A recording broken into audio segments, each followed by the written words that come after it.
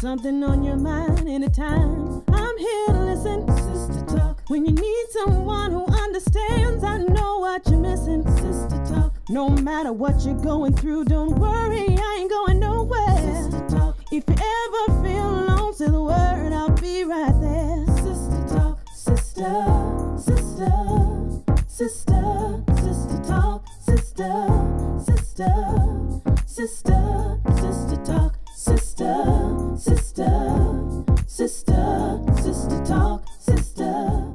Ooh, Sistah Talk. You know, this is the first day of the fall season. It's about change. And that's what we're going to talk about, reinventing yourself. With my guest, my sister friend here, Cherokee Black, who's an actress, model, and most of all, a makeup artist. And she's here to, how you say, do me?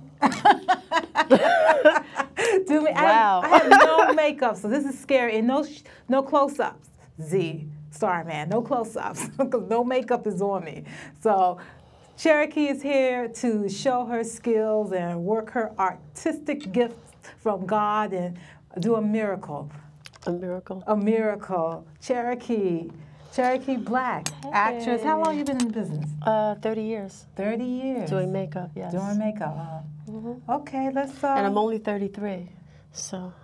3 years old, huh? Yeah. So you were born with a brush in your hand, makeup brush in your hand. Just like this. Okay, so what are we going to do first? I'm going to do, I already just so that everybody knows, I already prepped her. I did her eye cream, I did her moisturizer, and I did a silicone base before I applied the foundation. Okay. Now I'm going to apply a little foundation. Okay. Just a little bit because Deidre's beautiful. Oh, thank you. You are too. So I put your foundation on. This is a corrector concealer, which is yellow. And I use it under the eyes, even on myself, just for correction. And then I put a little concealer over it. And, wow. I have to say, getting makeup done, somebody else getting your makeup done, it feels good. How did you get into makeup, though? Well, I was a model, and I became a single parent. Wow. My marriage didn't work, and I needed something to supplement my income. So that's how you as got I into pursued my career, yes. Oh, okay. So I always liked to do makeup. When I was a teenager, I used to do my mother's friends because I wasn't allowed to wear it, and they used to tip me, so I knew there was money in it.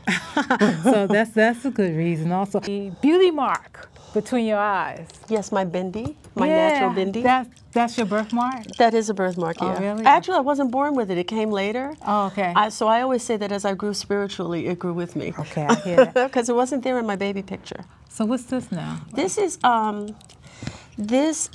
bronzer that has a little gold in it. So it's giving me a tan? So it's giving you radiance. A tan, Arizona tan, yeah. right? Yeah. You ever been to Arizona? I drove cross country to California, and one side of my face was just red and bronze.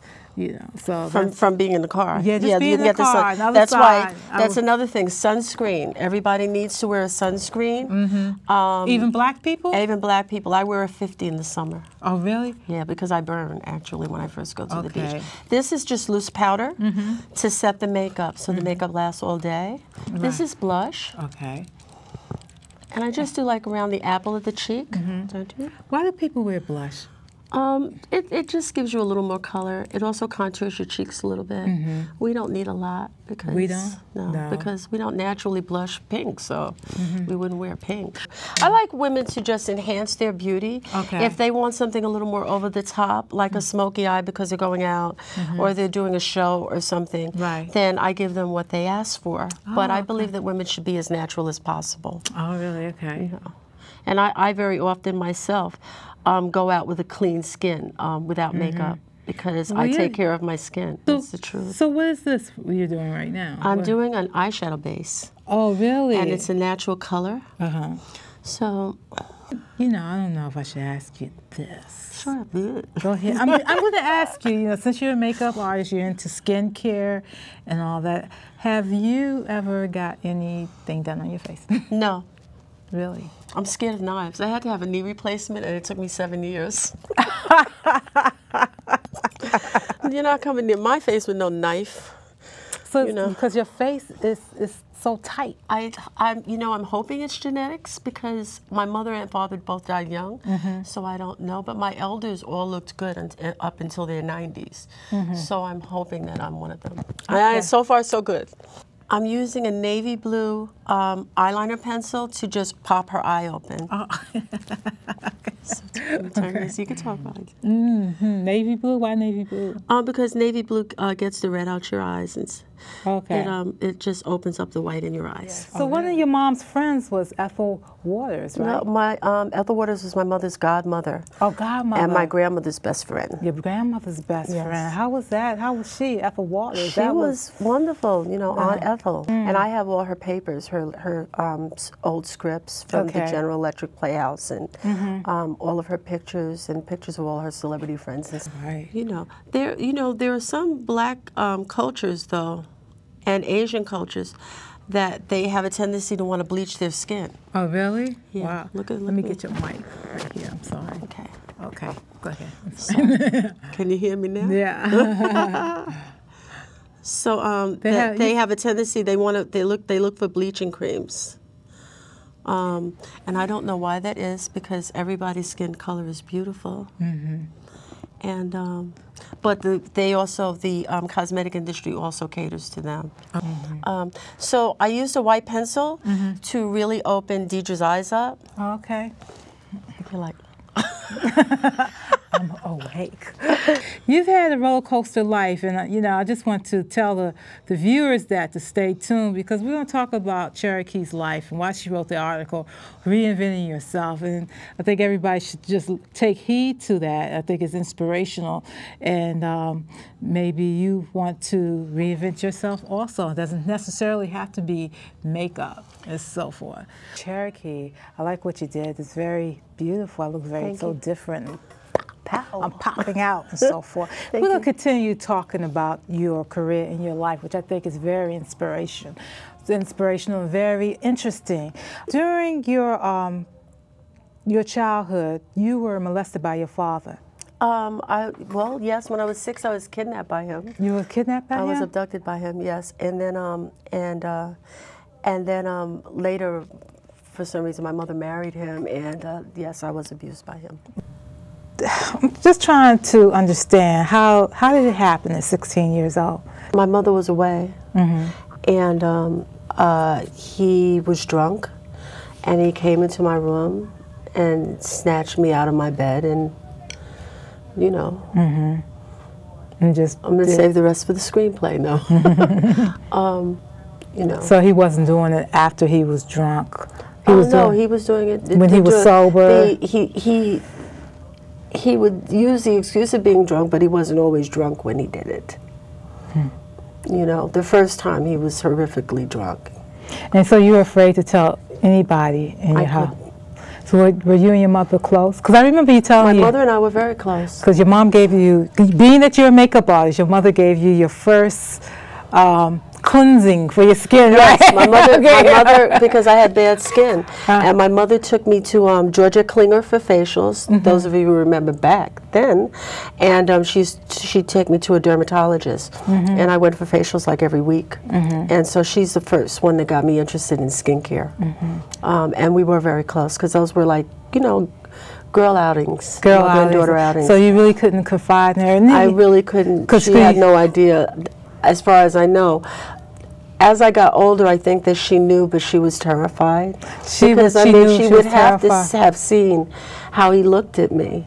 It was very uncomfortable. It's not how a father should look at his own daughter, for sure. That's amazing, because I hear that when I read about that. I hear that people in the family, they know, but this dominant evil figure could just catch a hold on both of them, or both you and your mother, and you're just paralyzed not to do that. I guess what baffles me and other people also is that how could that continue to happen? I was raised by my grandmother and my mother. And my grandmother, I was being raised by my grandmother. She was very strict, but I was also kind of sheltered. Right. And so I wouldn't run away because I would be terrified and wouldn't know what to do. So I had to stay. I didn't have any, I never thought about it. So you were kidnapped by him, incest involved. You broke away from that. That dissolved. Your mother died. My mother had an asthma attack. Asthma attack. And died. In front of your father? Well, my father didn't call an ambulance, and she called me, and I did, and she died in my arms. And he was They didn't get there in time. They didn't get there in time. So your mother died, your father died, then your sister had a heart attack. Well, after my mother died, my sister was diagnosed with breast cancer at 22. Wow. And then we took care of that. And then, my brother was murdered 4 months after my mother died. Then Monique got cancer. Then my father died from renal failure. And then when my sister was about 27, she had a debilitating stroke, as we discussed earlier. Okay, and then you took care of her. So you dropped out of showbiz. I did. You gave up your career, because you was on The Guiding Light, correct? I was on One Life to Live. One Life to Live with whom? Well, Blair Underwood was there, and Guy Davis, Ozzie Davis's son. Oh, really? I was just like an under 5, but I was presented with a contract that I never signed because my sister got sick and I just disappeared. So you know, some people, that's like blew that opportunity. Yeah, for an actor. Yeah. Because, you know, and working with Blair, I'd be in Hollywood now. Yeah, probably married to him. He doesn't even right? know. You know? He probably doesn't even remember who I am. Underwood. Okay. There are people that are going to watch this on the internet. Well, this is why I'm talking about it now. Yes, young people that just don't know what to do. Right. They should tell somebody. Tell somebody. You know, if you're afraid to tell your mom or your dad, then, you know, just tell an aunt or uncle, or go to the police, or, you know, but you don't have to be abused. You don't have to go through that now. You know, there's so many agencies and things to help you and your family, so. So what made you seek therapy? What was the breaking point that made you seek therapy? I actually sought therapy on my own as a teenager when it was happening to me. And I got disenchanted by it because the therapist was a male and Caucasian, and his questions were not appropriate to me, even as a teenager. You don't ask a young lady, he asked me, did I masturbate? And I said, do you? And was out of there. Could be a trust factor to also some of these young people, men and women, young boys and girls. It's a trust factor to who do I tell? That's true. That's very true. Because with the absence of my grandmother, who I would have told. Grandma, right. With the absence of my grandmother, there was no one that I could tell. Because I had a situation where I did tell a cousin who was like, she was like in her 70s, she was on my mother's side, and when I told her, she accused me of lying, and why did I lie on him? And she didn't even like him. The experiences that you have in this world, you can either contain them as you get older and be a cantankerous, miserable person, or you can be like Grandma Hands, you know, the Beverine, or he sang Grandma Hands. It's funny that you should say that, because my grandmother used to say that people that make ugly faces and that complain and moan and all the time, that they age like that. Oh, really? And they end up being mean and angry and all of that. I never wanted to be one of those people. I didn't like what they look like. Nothing about them is pleasant. I didn't want to be like that. You know, so. All right. So we're going to end it with that. Yes. Pleasant positivity, God, shining bright light. It's about belief. Belief. You have to believe. Believe in yourself.